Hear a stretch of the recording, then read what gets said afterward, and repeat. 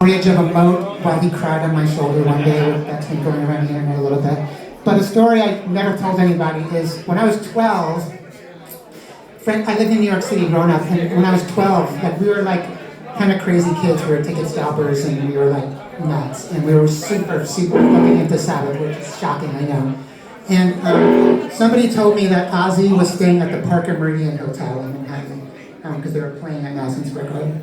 So I went home, picked up my mom's phone, and I called the Meridian Hotel. And being a smart-ass kid, I was like, I'll ask for John Osbourne because he's probably booked under his room.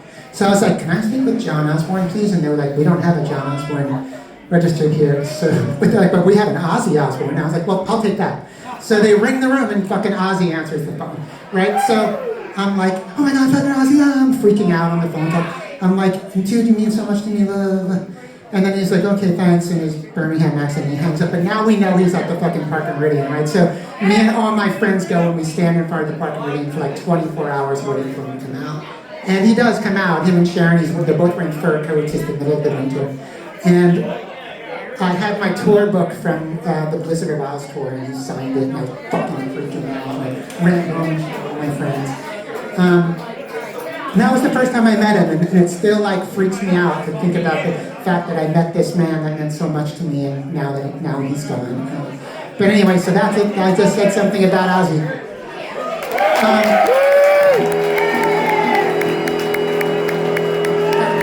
Right around that same time, I took my first drum lesson, and there was a guy out here on Long Island named Barry, and Barry tried to teach me how to play a Steve Miller song, and I said, Barry, I want to learn how to play Wicked World by Black Sabbath. And he said, yeah, that's way too fucking hard, you're never gonna be able to learn that. So when we played that at Vakken Open Air last summer in front of 80,000 people, do you know what was going through my mind? Fuck you, Barry. Anyway, this song is for Barry, but more importantly, it's for fucking Ozzy. We love you, Ozzy.